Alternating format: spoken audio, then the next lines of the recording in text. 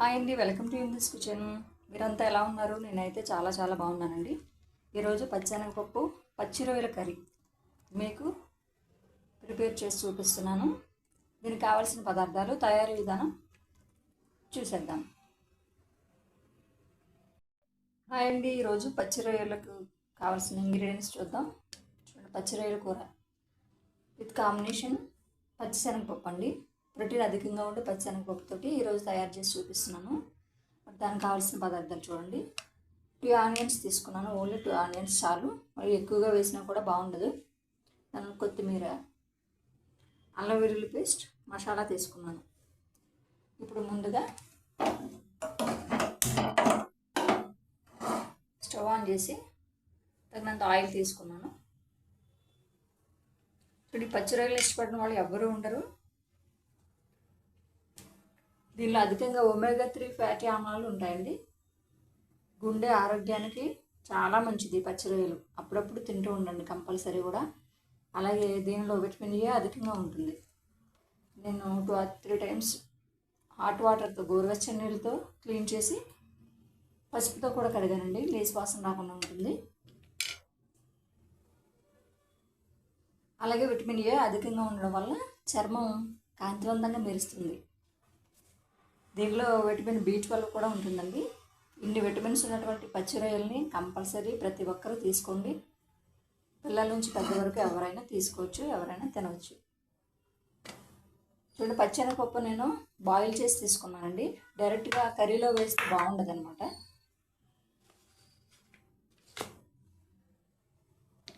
ఇప్పుడు oil heat ఎక్కిన తర్వాత ఆనియన్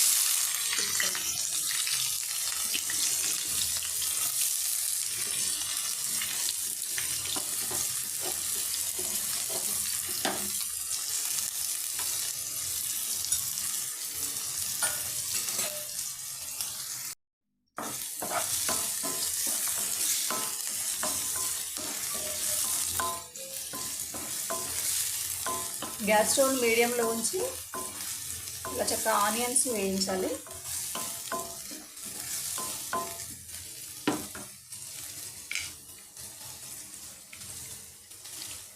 ఆనియన్స్ వేగుతూ ఉన్నప్పుడే అల్లం వెల్లుల్లి పేస్ట్ యాడ్ చేద్దాం. ఎందుకంటే ఇవి ఆనియన్స్కి బట్టి బాగుంటుంది అన్నమాట, టేస్ట్ బాగుంటుంది.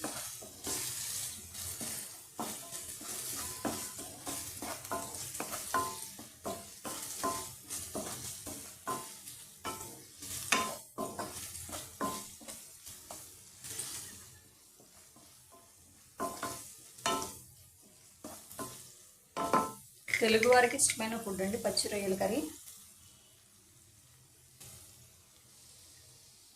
మనకి ఎక్కువగా దొరుకుతుంటాయి కదా, గోదావరి ప్రాంతం వాళ్ళ వారికి కూడా ఎక్కువగా పచ్చి రొయ్యలు దొరుకుతూ ఉంటాయి. పచ్చి రొయ్యలు, చేపలు. ఈ ఫుడ్ తీసుకోవడం వల్ల మనకు చాలా హెల్తీగా ఉంటాం అన్నమాట.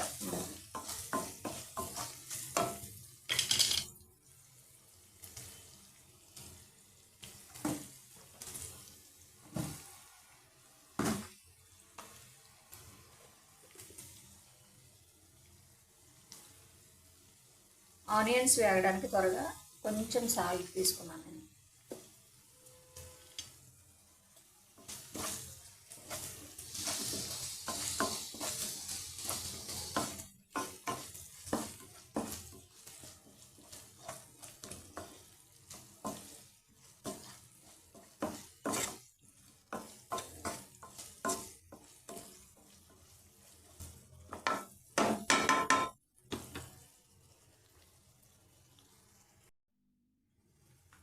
ఆనియన్స్ వేయించిన తర్వాత చూడండి, పచ్చి రొయ్యలను యాడ్ చేద్దాం.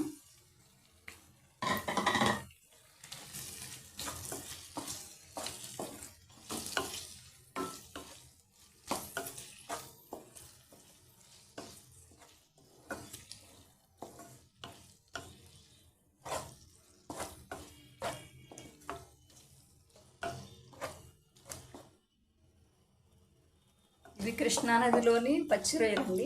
మరి టేస్ట్ ఎలా ఉందో చూద్దాం ఈరోజు.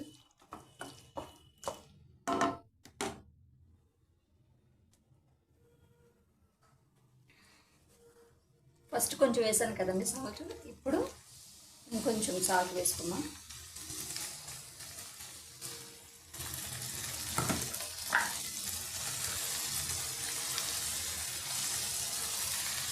కొద్దిగా పసుపు యాడ్ చేస్తుంది.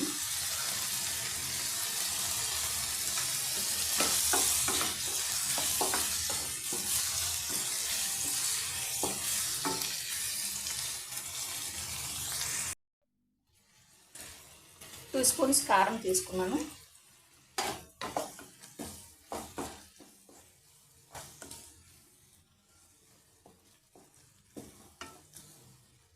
మాకు గోదావరి సైడ్ కారం ఉంది. ఇది చాలా టేస్టీగా ఉంటుంది. సంవత్సరానికి సరిపడా ఒకేసారి సమ్మర్లో పడతారనమాట. ఈ కారం వల్ల కొంత టేస్ట్ వస్తుంది కర్రీస్కి. చేసే విధానాన్ని బట్టి కూడా మరి కొంత టేస్ట్ వస్తుంది అనమాట.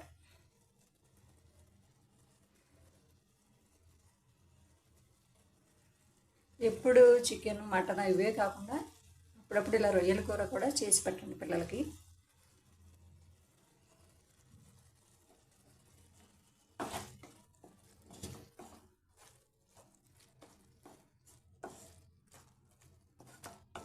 ఎప్పుడు ఒకటి ఐటెం కాకుండా మన బాడీకి అన్ని రకాల ఫుడ్స్ కూడా, సీజనల్ ఫుడ్స్ అన్నీ కూడా అందించాలండి.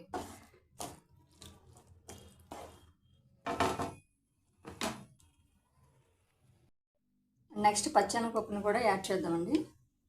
ఇది ఆల్రెడీ బాయిల్ చేసి తీసుకున్న పచ్చెనగపప్పు. దీంట్లో ఫైబర్ అధికంగా ఉంటుంది, ప్రోటీన్ అధికంగా ఉంటుంది.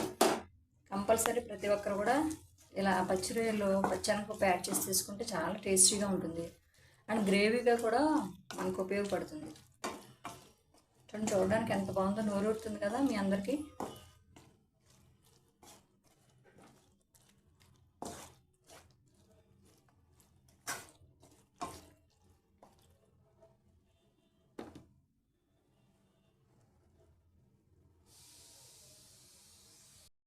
దీంట్లో కొంచెం వాటర్ యాడ్ చేద్దాం. ఎక్కువ వద్దండి, కొద్దిగా. ఇలా సిమ్లో పెట్టి ఒక 10 మినిట్స్ ఉడికించుకుంటే పచ్చెనగపప్పు పచ్చి రొయ్యల కర్రీ రెడీ అయిపోతుంది. ఒకసారి చూద్దాం ఉడికిందో లేదో. రెడీ అయిందండి. ఆయిల్ ఇలా పైకి తెలింది కదా. పచ్చి రొయ్యలు చాలా త్వరగా ఉడికిపోతాయి అన్నమాట. మంచి స్మెల్ వస్తుంది. చివరిగా మసాలా యాడ్ చేద్దాం.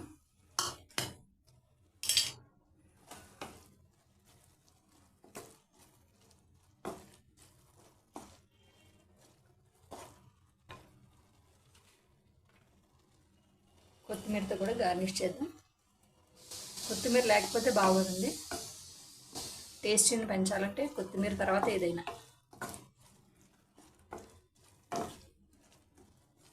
చూడడానికి ఎంత బాగుందో చూడండి. తప్పకుండా మీరు ట్రై చేయండి.